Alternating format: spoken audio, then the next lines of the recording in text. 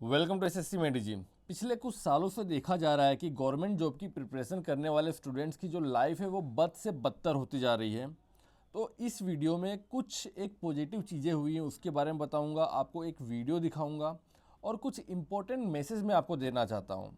सबसे पहले हम बात करें तो आपको पता होगा कि जो एसएससी की परीक्षाएं हैं एसएससी सीजीएल 2020 सीजीएल 2020 वो कंडक्ट कराए काफ़ी वक्त हो चुका, लेकिन अभी तक आने वाली अपकमिंग जो एग्जामिनेशन है उसका एसएससी ने नोटिस नहीं निकाला है और ना ही हमें बताया कि परीक्षाएं कब कंडक्ट कराई जाएंगी।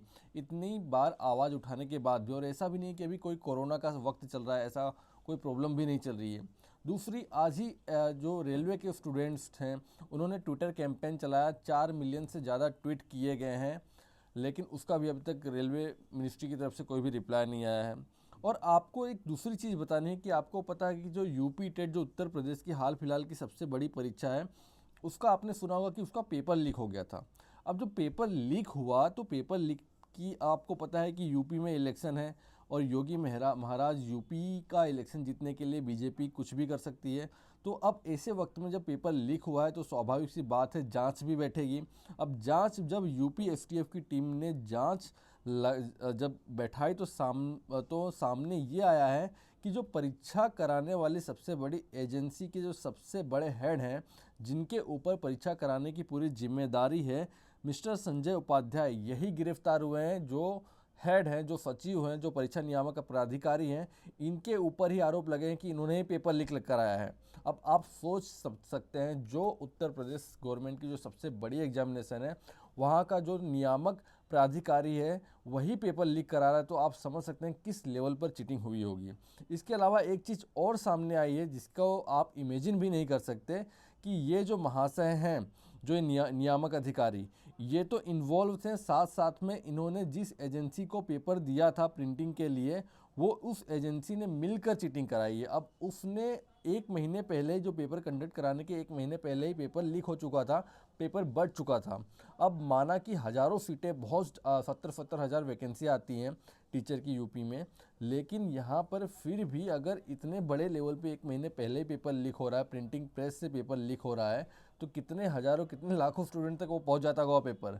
तो भले 70,000 वैकेंसी, अगर हम सोचते हैं कि एसएससी में 70,000 वैकेंसी आ जाए तो क्या बात है, लेकिन भले यहाँ पर 70,000 वैकेंसी है तो इतने बड़े लेवल पर, अगर ऑफलाइन लेवल पर एक महीने पहले पेपर लीक हो रहा है तो न जाने कितने लाखों लोगों तक वो पहुँचता होगा, करोड़ों में डील होती होगी।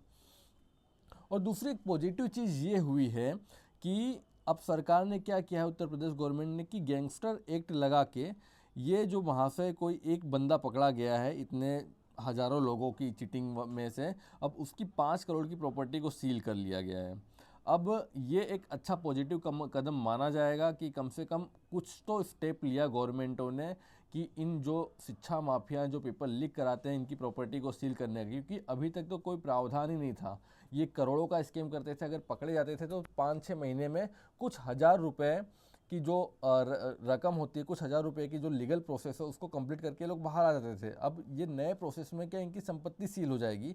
ये एक मैं आपको वीडियो दिखाता हूँ, और इस वीडियो को दिखाने के पहले मैं आपको कुछ बातें कहना चाहता हूँ कि आपने अभी हाल में देखा होगा कि जो किसान आंदोलन हुआ, किसान आंदोलन को लेकर जो गवर्नमेंट है पूरी अडिग थी कि किसी भी कीमत पर जो किसान के जो फार्म लॉ है उसको हम हटाएंगे नहीं, और किसानों के प्रोटेस्ट को दबाने के लिए इन्होंने सारी रणनीति अपना ली।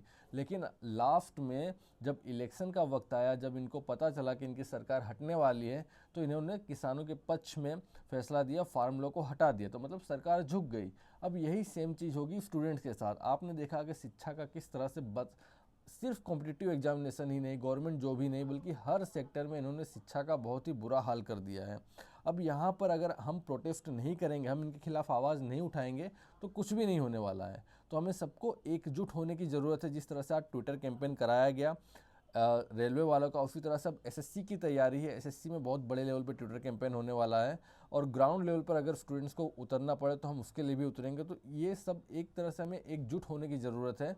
तो इस बात को ध्यान रखिएगा कि जब तक हम एकजुट नहीं होंगे तब तक ये जो शिक्षा के कारोबारी हैं और ये जो गवर्नमेंट है ये हमारी कुछ नहीं सुनेगी। इसी तरह साल दर साल निकलते जाएंगे, पेपर होंगे, पेपर नहीं होंगे, पेपर लीक होंगे और सबकी एज खत्म होती जाएगी। तो इन सभी चीज़ों को ध्यान रखिए, प्लीज़ ये वीडियो देखिए। जय हिंद। सुनो सुनो सुनो। श्रीमान जिलाधिकारी गाजीपुर महोदय के आदेश के क्रम में गैंगस्टर एक्ट की धारा 14(1) के अंतर्गत जनपद गाजीपुर के शिक्षा माफिया महेंद्र सिंह कुशवाहा पुत्र स्वर्गीय बंसी सिंह कुशवाहा निवासी रघुनाथपुर छावनी लाइन थाना कोतवाली गाजीपुर की फतेह उल्लाहपुर स्थित अचल संपत्ति को कुर्क किया जाता है। सुनो सुनो सुनो।